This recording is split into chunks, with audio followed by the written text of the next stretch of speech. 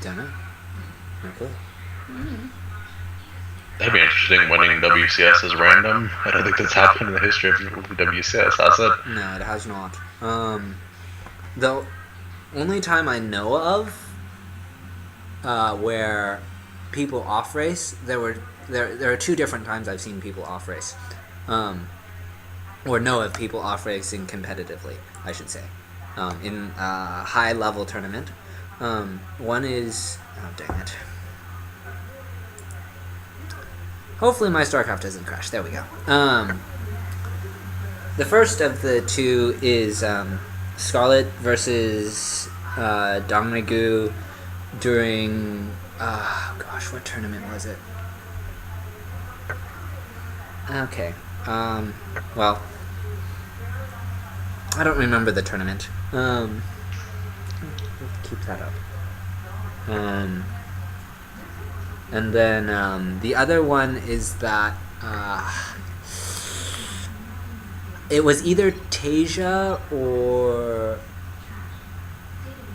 MVP.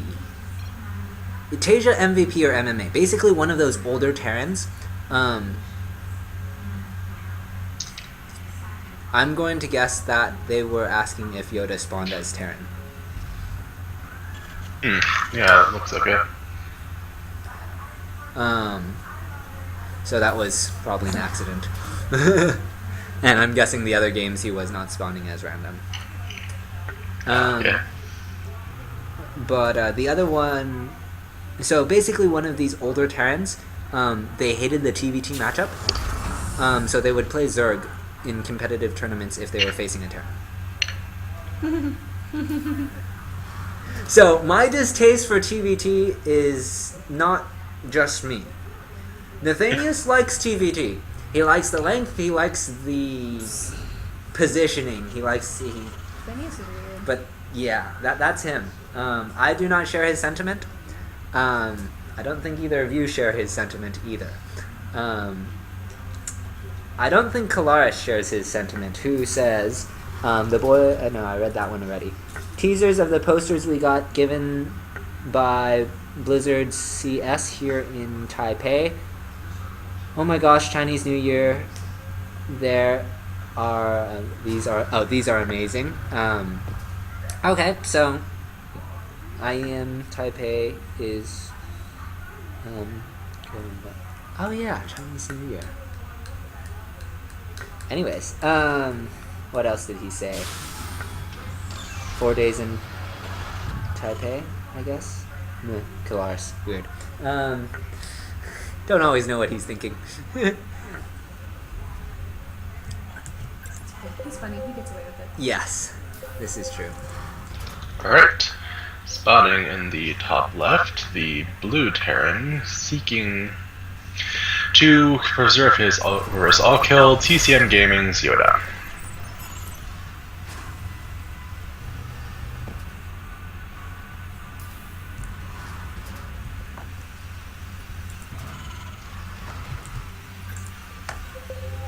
And spotting in the bottom right, the red Terran, already building a command center, Team Acer's MMA.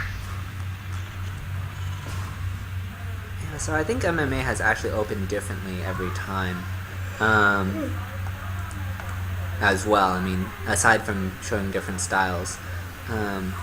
It's gonna be a barracks expand. Some more Reaper from him.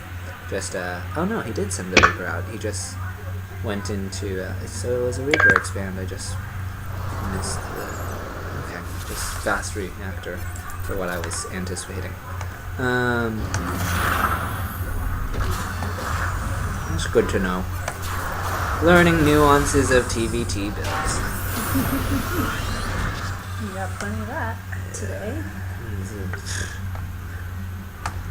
I've been getting plenty of that. Daisy's never been used.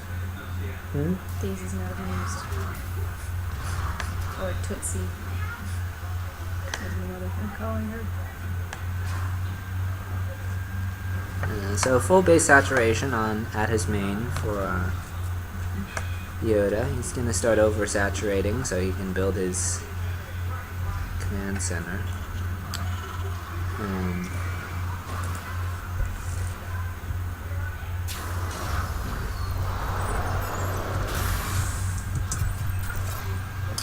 It's gonna be a Banshee for Yoda.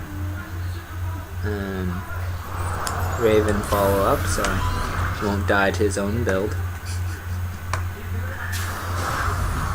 Or at least shouldn't.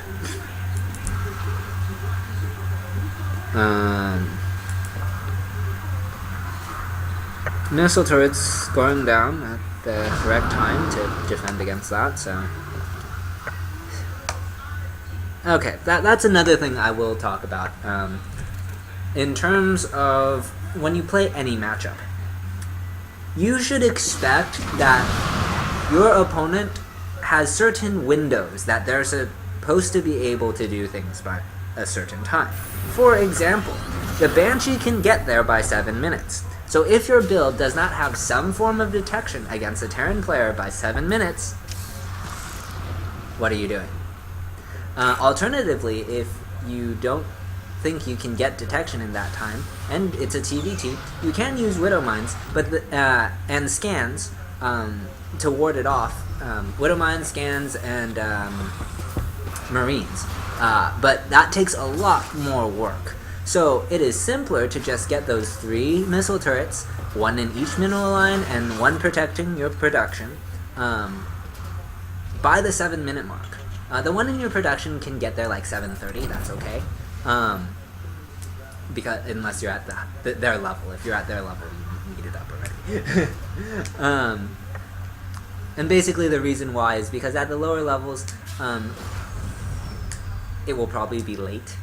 So it's the process of attack is go to the mineral lines. If there are missile turrets, then go to production. So if your first 2 missile turrets are up in time, it will be enough of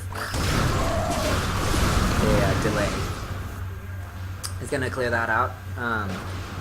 So another example of what I'm talking about. If you're against a Protoss player, you know the Protoss player can have an Oracle in your base by 5:30. So once again, you need a Widow Mine or a missile turret in your mineral line by 5:30. If you're playing against a Zerg player, you should know that the timing for roaches can be as early as 6. It probably won't be because that's a hyper aggressive build.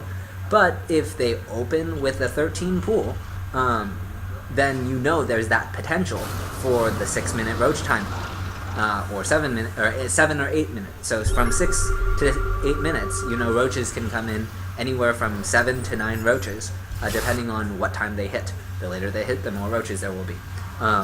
So as long as you identify the pool timing, you know that this is an option for the Zerg. This is the general idea that you want to have, regardless of the build, going into any matchup.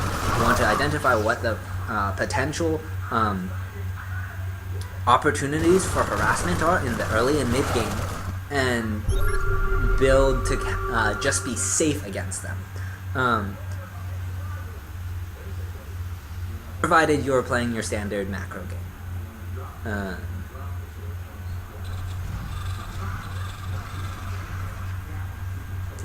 Wow, he really does not want to be dropped.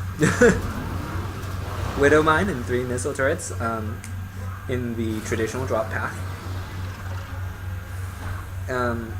In theory, MMA can come in from the other side and go for the production. But what? That would require him to know that those missile turrets are there, and I mean, I guess he could just do it randomly, but more likely he wouldn't. Does he know? Because he is going for that. He doesn't. As I said, he could just happen to do that. This drop is going to come in. Not going to get much done. And he does drop.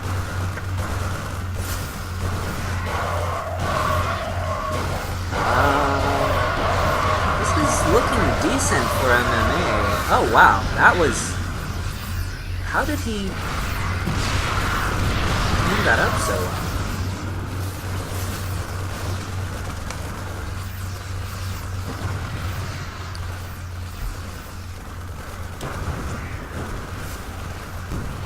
Hang on. I'm gonna watch that again.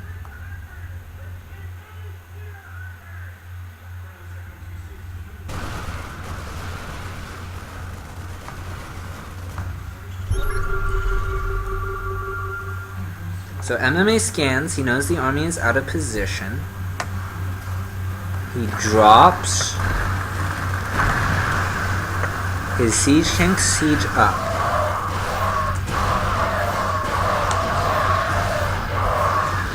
Banshee comes in. Okay, so this siege tank here is supports... Okay, so basically it was the Marines. The Marines stemmed. And since they were able to hit from 2 locations, he was able to take out the siege tanks. That's interesting. Okay. Good to know. If you're going to drop into the production by the ramp, the one way it can be repelled is if Marines are on both sides, because the siege tanks can't auto-target to get the splash damage on both fronts. Okay. Interesting.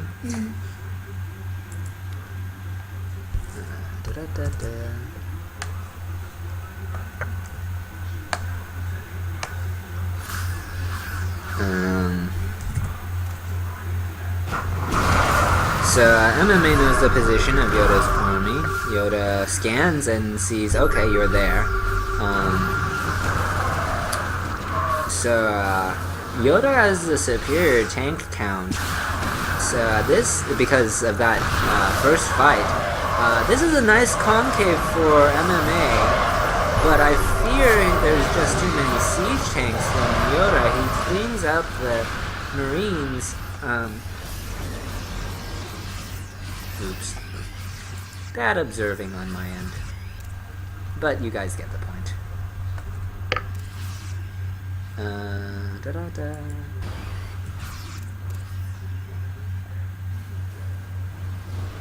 So MMA is going to have to return home with his tail tucked between his legs.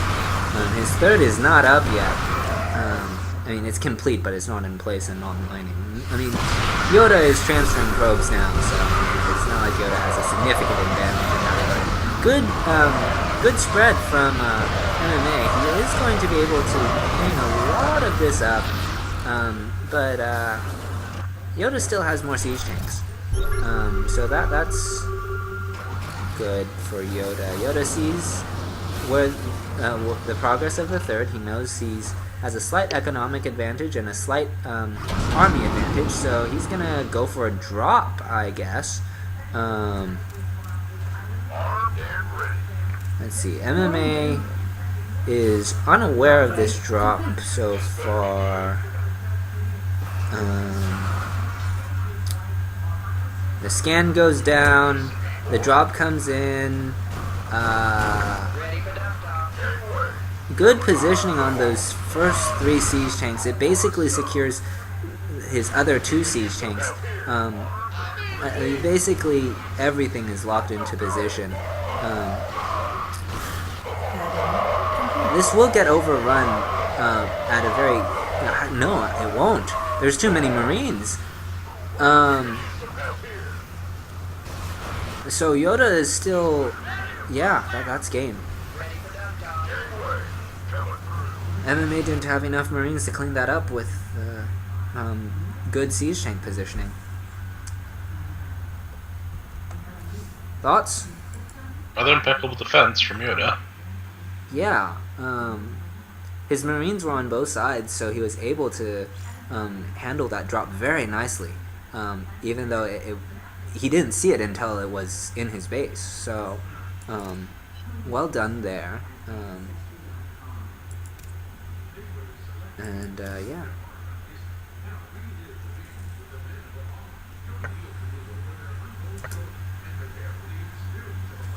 And Yoda's back to Terran, so Where he